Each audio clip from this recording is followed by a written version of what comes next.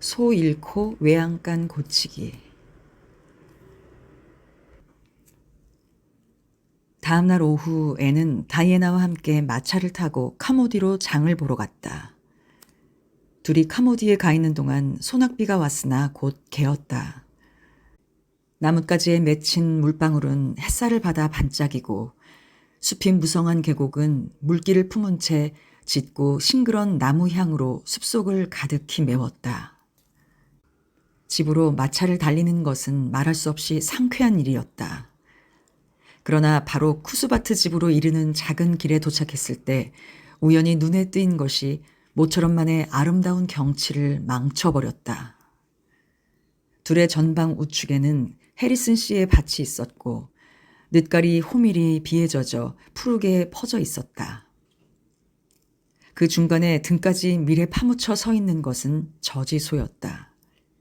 그리고 밀 이삭 사이로 동쪽을 향하여 눈을 껌뻑이고 있었다. 애는 말 고삐를 놓자마자 한마디 말도 없이 날쌔게 마차에서 내려 다이애나가 멍하니 서 있는 동안에 울타리를 넘어 뛰기 시작했다. 겨우 말문이 터지자 다이애나는 큰 소리로 외쳤다. 앤, 돌아와. 그렇게 젖은 밀밭에 들어가면 옷이 엉망이 된단 말이야. 앤, 혼자선 소를 잡을 수 없어. 나도 가서 도와줄게. 앤은 미친 듯이 밀밭으로 뛰어갔다. 다이애나도 날쌔게 뛰어내려 깨끗한 옷의 소매를 어깨까지 말아 올리고 울타리를 넘어 앤의 뒤를 쫓았다. 다이애나는 앤보다 빨리 뛸 수 있었다. 둘은 숨을 헐떡이며 열심히 뛰어서 소를 따랐으나 심술궂은 저지소는 무엇에 쫓기는 것처럼 밭을 도망쳐 다녔다. 꼭 10분 걸려서 겨우 둘은 소가 가는 앞을 돌아 길을 막고 울타리 사이에 쿠스바트 집으로 가는 작은 길로 소를 몰고 나왔다. 이때의 애는 정말 분노의 화신 그것이었다. 게다가 작은 길 옆에 서 있는 마차를 쳐다보니까 카모디의 슐러 부자가 이빨을 드러내고 싱긋 웃고 있었다. 지난주 내가 원했을 때 그 소를 팔아버리는 것이 좋았을 걸 그랬어, 앤. 하고 슐러는 껄껄 웃었다. 필요하다면 지금 팔아도 좋겠어요. 좋아. 요전에 내가 말하는 값인 $20를 주겠어. 그렇게 되면 이 몸이 곧 카모디로 끌고 갈 수 있지. 오늘 밤 다른 짐과 같이 읍으로 붙이면 되니까. 5분 뒤 짐 슐러와 저지소는 거리를 걷고 애는 $20와 함께 푸른 박공집으로 가는 좁은 길로 마차를 몰고 있었다. 다이애나는 걱정이 되는 듯이 마리라 아주머니가 뭐라고 할지 알아? 마리라 아주머니는 괜찮아. 도리는 내 소이고 경매에 붙여도 $20 이상은 될 것 같지 않거든. 하지만 해리슨 씨가 밀밭을 보면 또 도리가 들어온 것을 알아차릴 텐데 게다가 2번 다시 그런 일이 없도록 하겠다고 나의 명예를 걸고 단언했는데 이젠 지긋지긋해. 마리라는 린드 부인 집에 가고 없었다. 돌아왔을 때는 도리를 팔아넘긴 자초지종을 이미 알고 있었다. 린드 부인은 자기 집 창문에서 흥정하는 것을 보았고 나머지 일은 짐작으로 알아차렸기 때문이었다. 그 소는 팔아버리는 것이 좋았다고 생각해. 그런데 어떻게 해서 우리에서 소가 빠져나갔는지 모르겠구나. 틀림없이 판자를 몇 장 부쉈을 게야. 그래요. 그걸 몰랐네요. 지금 가보고 와야겠어요. 마리라가 애니 카모디에서 사온 것을 펴보고 있을 때 뒷뜰에서 날카로운 비명소리가 들리고 이어서 애니 손을 허위적거리며 뛰어들어왔다. 마리라 아주머니, 어떻게 하죠? 이런 실수를 저지르다니. 이건 모두 제 탓이에요. 어째서 이렇게 언제까지나 덤벙대는지 몰라요. 무슨 일이야? 왜 그렇게 수선을 피우는 게냐? 무엇을 했다는 거지? 해리슨 씨의 저지소를 팔아버렸어요. 슐러 씨한테. 도리는 그대로 우리에 갇혀 있어요. 앤, 넌 꿈을 꾸고 있는 게 아니니? 꿈이라 아니라면 차라리 좋겠어요. 이번만은 꿈이랄 수가 없어요. 과연 악몽임에는 틀림이 없지만요. 그리고 해리슨 씨의 손은 지금쯤은 샤로트 마을에 가 있을 거예요. 아주머니, 어떻게 해야 좋을까요? 어떻게 해야 좋겠다니. 달리 어떻게 할 수가 없잖니. 그저 해리슨 씨 집에 다녀오는 수밖에. 만일에 돈을 받지 않거든 우리 집 소를 대신 주면 될 테지. 도리는 해리슨 씨 집 소에 못지않은 좋은 소니까. 하지만 틀림없이 굉장히 화를 내고 싫다고 할 거예요. 애는 신음했다. 그럴 거야. 고를 잘 내는 사람이니까. 못하면 내가 가서 얘기를 하고 오지. 아니요. 괜찮아요. 저 그 정도로 비겁하진 않아요. 모두가 제 탓인걸요. 저의 벌을 아주머니가 대신 받다니 말도 안 돼요. 제가 다녀오겠어요. 풀이 죽은 애는 오늘 아침에 구운 호두 과자가 눈에 띄었다. 핑크색의 사탕 발림을 하고 호두를 장식한 특별히 먹음직스러워 보이는 것이었다. 이런 과자라면 어떤 사람의 기분도 너그럽게 할 수 있고 특히 자취 생활을 하는 남자에게는 안성맞춤이라고 애는 생각하고 서둘러서 그것을 상자에 넣었다. 해리슨 씨에게 사과하는 표시로 가지고 갈 작정이었다. 애는 우울하게 지름길을 택해 밭을 질러갔다. 교수대에 가는 사람이 아마 이런 기분일 거야.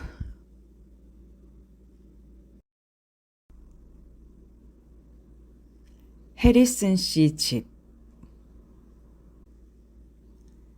해리슨 씨 집은 전나무 숲을 배경으로 한 고풍스런 처마가 낮은 회벽의 건물이었다. 해리슨 씨는 포도 그늘이 진 베란다에서 윗도리를 벗고 파이프 담배를 피우고 있었으나 작은 길을 오는 사람이 누구인가를 알고는 갑자기 일어서서 집 안으로 들어가 문을 쾅 닫고 말았다.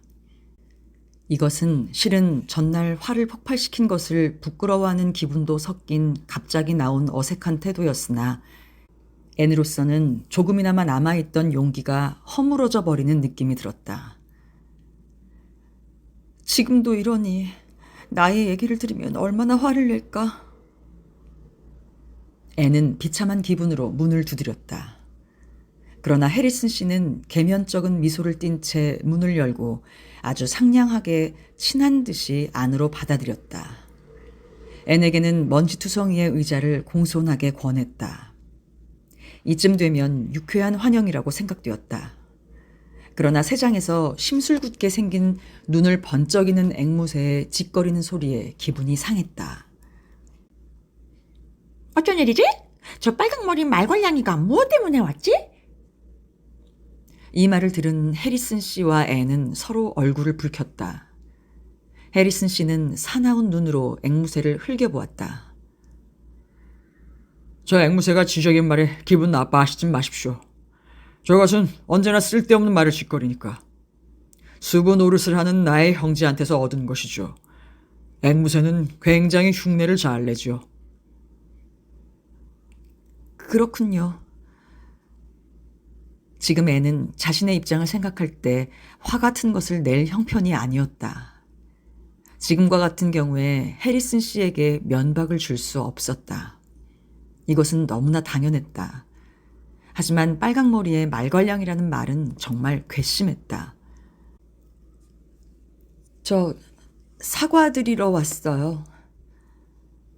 하고 용기를 내서 애는 말을 꺼냈다. 저지소에 관한 얘기입니다만. 해리슨 씨의 얼굴에는 불안한 빛이 나타났다. 왜요? 또 내 집 호밀밭에 들어갔다는 거요? 아니, 좋아요. 그렇게 대단치 않은 것이니까요. 나도 어젠 너무 신경질을 부렸어요. 들어가도 상관없어요. 그것뿐이라면 괜찮겠어요. 애는 한숨 지었다. 실은 그것보다 10배나 좋지 못한 일이에요.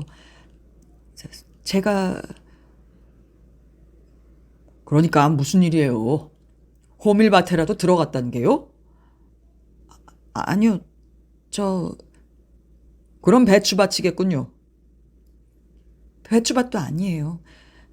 모두 털어놓고 말씀드릴 테니까 제발 도중에 아무 말도 하시지 말아주세요. 말문이 막히니까요. 이젠 한마디도 하지 않겠소. 해리슨 씨는 이 약속을 지켰으나 진저 앵무새는 침묵의 약속을 한 것도 아니어서 몇 번이고 빨강머리에다 말괄량이를 연발하여 마침내 애는 당황하게 되었다. 어제 저희 집 소를 우리에 가두어 놓았죠. 오늘 아침 카모디에 갔다 오다가 그 소가 대개 호밀밭에 있는 것을 봤어요. 다이애나와 저는 그 소를 쫓았지요. 얼마나 마음이 아팠는지 몰라요. 흠뻑 젖고 피로하고 화도 나는 판에 마침 거기에 쉴러 씨가 지나갔어요. 그래서 제가 현장에서 소를 20달러에 팔아버렸어요. 제가 잘못했어요. 물론 조금 기다려서 마리라 아주머니하고 상의를 하려 했지요. 하지만 저에겐 깊이 생각하지 않고 일을 해치우는 버릇이 있어요. 쉴러 씨는 오후 기차에 실을 생각이라며 당장에 소를 데리고 갔지요. 빨강머리의 말괄량이! 하고 진저 앵무새는 마치 경멸하듯이 외쳤다. 해리슨 씨는 참을 수가 없어서 일어나 무서운 얼굴로 흘겨보고 앵무새를 옆방으로 들고 가서 문을 닫아버렸다. 실례했어요. 얘기를 계속해 주십시오. 하고 해리슨 씨는 또다시 자리에 앉아 말을 했다. 저는 집에 돌아가서 차를 마신 후에 우리에 가보았죠. 해리슨 씨, 애는 몸을 내밀고 어릴 때의 버릇으로 두 손을 맞잡고 큰 회색빛 눈으로 호소하듯이 해리슨 씨의 당황한 얼굴을 살폈다. 저의 손은 그대로 우리에 갇혀 있잖아요. 제가 팔아버린 것은 대개소였어요. 뭐라고? 이 생각지도 않은 결과에 해리슨 씨는 아연실색했다. 참, 기가 막힐 노릇이군. 제가 제 자신이나 다른 사람을 난처하게 하는 것은 조금도 이상한 일이 아니에요. 그것으로 전 유명하니까요. 이제는 그런 시기가 지나갔을 거라고 생각하실지 모르지만 내년 3월로 17살이 돼요. 하지만 아직도 그 시기가 지나가지 않았던 모양이에요. 해리슨 씨, 용서해 주십시오. 라고 말씀드리면 너무 뻔뻔스러운 일일 테지요.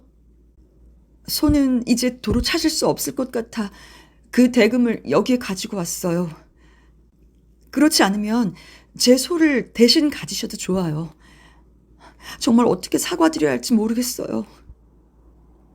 해리슨 씨는 재빨리 말을 가로채고 이젠 더 이상 말하지 말아요. 대수로운 일도 아니니까. 착각이라는 것은 많으니까 말입니다. 나로서도 가끔 무분별한 짓을 하죠. 나 자신도 모르는 사이에 생각한 것을 말로 내뱉고 마니까요. 그래서 그런 인간이라고 생각해주지 않으면 곤란하죠. 나는 차라리 당신 소를 받고 싶어요. 귀찮게 생각하는 소 같으니까요. 정말 고맙습니다. 해리슨 씨, 화를 내시지 않아서 정말 기뻐요. 꼭 화를 내실 줄 알았거든요. 그래서 여기 나한테 얘기하러 오는 것이 죽도록 무서웠죠. 어제 내가 그런 소란을 피웠으니까 말이지. 하지만 그 일을 꽁하게 생각하는 것은 곤란해요. 이래봬도 굉장히 개방적인 인간이라오. 그 때문에 아무리 남의 귀에 거슬리는 말이라도 하지 않고선 견디지 못하는 성질이니까요. 그런데 그 상자 속엔 무엇이 들어있어? 과자예요. 라고 애는 명랑하게 대답했다. 드리려고 가지고 왔어요. 과자를 드시는 일이 별로 없을 것이라고 생각이 들어서요. 말대로지요. 게다가 단 것을 무척 좋아하거든요.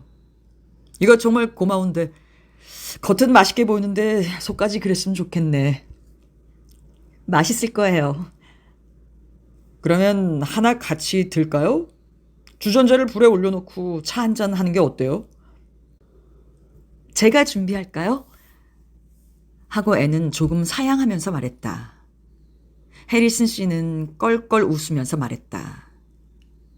내가 차를 끓일 수 있어요. 하지만 이번에는 아가씨가 맛있게 끓여주는 차를 한번 들어볼까요?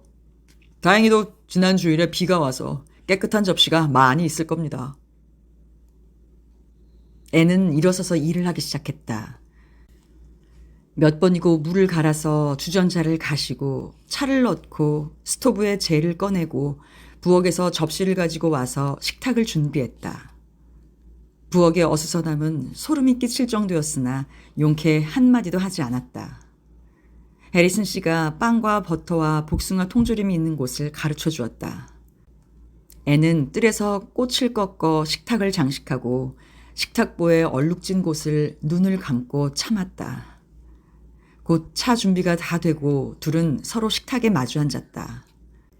애는 해리슨 씨에게 차를 부어주고 편한 마음으로 학교 일과 앞으로의 계획 등을 들려주었다. 애는 이런 일을 전혀 상상도 못했다. 해리슨 씨와 애는 진저 앵무새가 쓸쓸할 것이라고 생각하고 도로 데리고 왔다. 즐거운 시간을 보내고 애는 기운차게 집으로 뛰어와서 마리라에게 낱낱이 보고했다.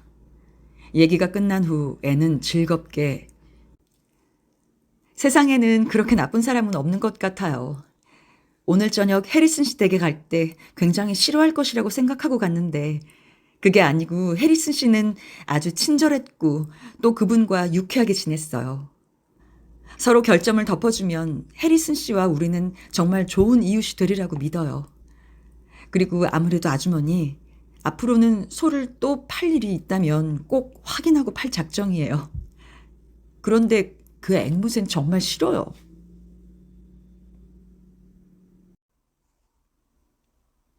새 선생님.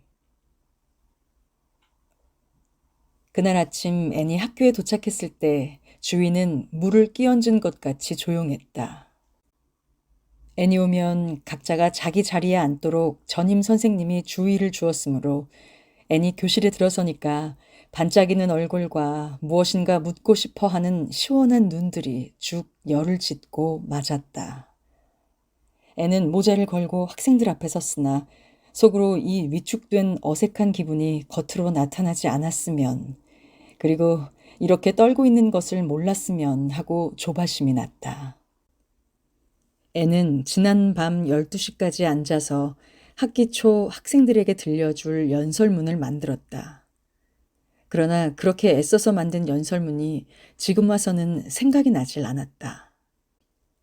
그야말로 1년이나 지나간 것 같은 기분이 든 후에 실은 10초 정도였으나 애는 가는 소리로 말했다. 성경책을 준비하세요.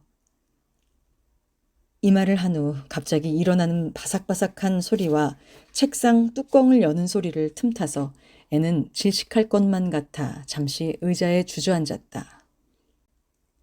학생들이 성서의 구절을 읽고 있는 동안 애는 겨우 기분을 가라앉히고 학생들을 둘러보았다. 대부분은 물론 앤에게 익숙한 얼굴이었다. 앤의 동급생은 작년에 졸업하고 졸업하지 않은 사람은 모두 앤과 같이 상급 학교에 진학한 것이었다. 뒤에 남아있는 학생들은 하급 학년의 한 반과 아본리에 새로 편입한 10명의 학생들이었다. 앤은 이미 그들의 능력을 잘 알고 있는 하급 학년의 아이들보다도 신입생 10명의 흥미를 더 느꼈다. 앤소니 파이는 구석 책상에 혼자 앉아 있었다. 검고 무뚝뚝한 작은 얼굴을 하고 앤을 저기에 가득 찬 검은 눈초리로 노려보고 있었다. 다른 구석에는 또 다른 낯선 소년이 있었다. 유쾌하게 보이는 아이로 사자코의 주근깨 투성이의 얼굴, 큰 호수와 같이 맑은 눈과 해맑은 눈썹을 하고 있었다. 아마 도넬의 사내애일 것이다.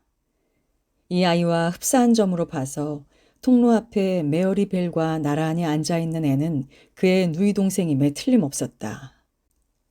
아이들을 이런 모양으로 학교에 보내다니 그의 어머니는 어떨까 하고 애는 생각해 보았다. 수치 많은 무명 레이스로 깃을 단 색이 바랜 핑크색의 명주 양복에 더러워진 키드째 구두.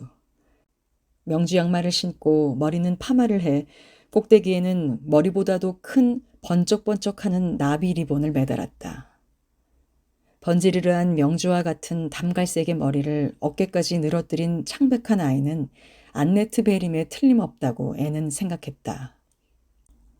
한 책상에 셋이 앉아있는 소년들은 곤트 집안의 애들이었고 뒷좌석에 있는 키가 균형이 잡히지 않고 자기 수족도 제대로 가누지 못하고 있는 것 같이 보이는 애는 바바라 쇼라고 하는 소녀라는 것을 알았다.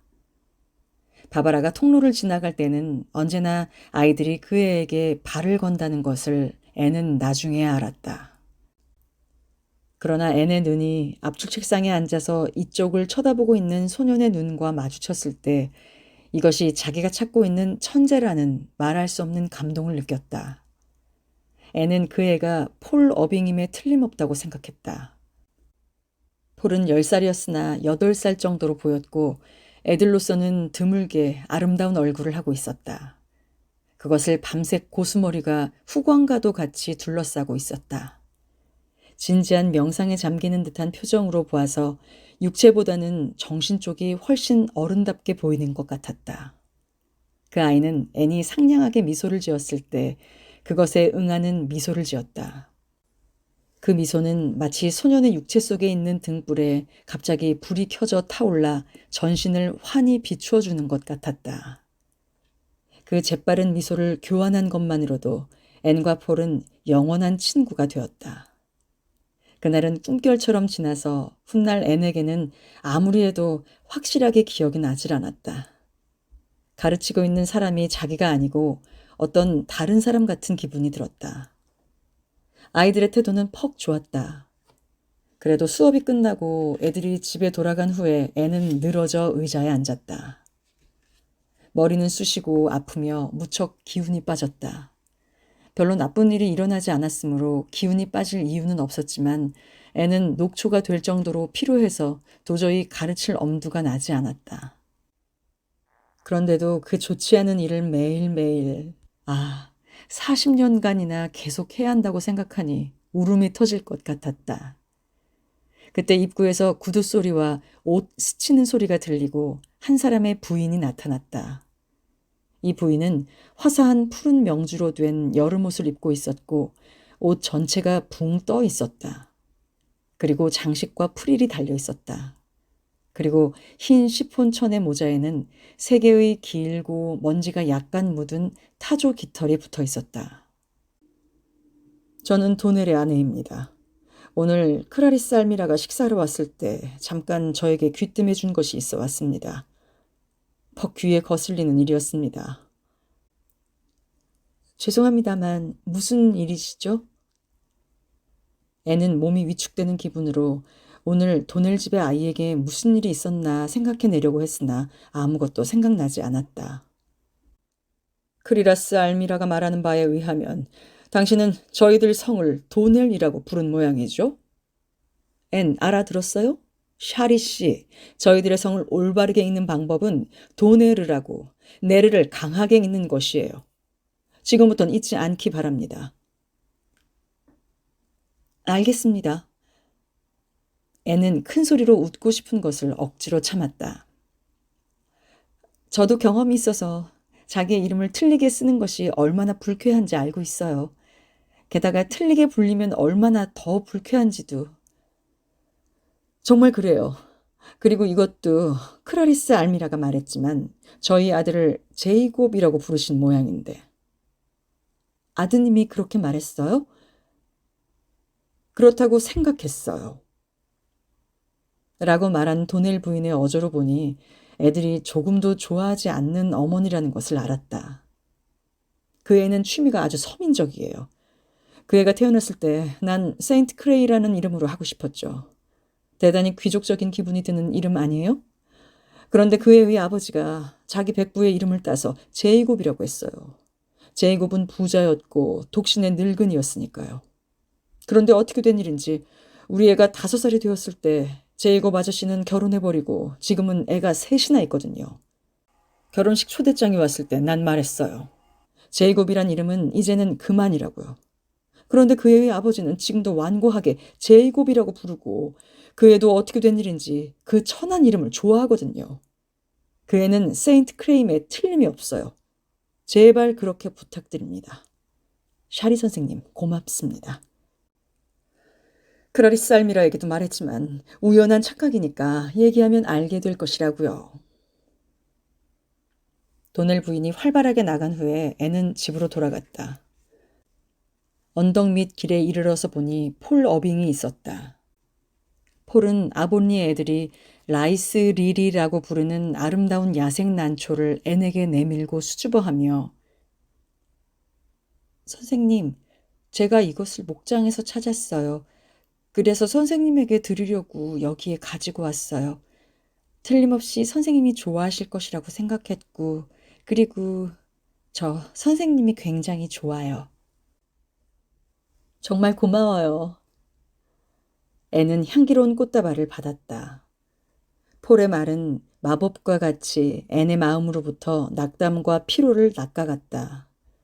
푸른 박공집에 도달했을 때 마리라가 기다리다 못해 물었다. 어땠지? 한 달쯤 지난 후에 물어줘요. 그러면 대답할 수 있을 것 같아요. 지금은 안 돼. 저도 모르니까요. 후에 찾아온 린드 부인도 또 활발하게 얘깃거리를 가지고 왔다. 친절한 부인은 문 앞에서 학교에서 돌아오는 애들을 기다리고 있다가 새 선생님을 어떻게 생각하느냐고 물어보았던 것이었다.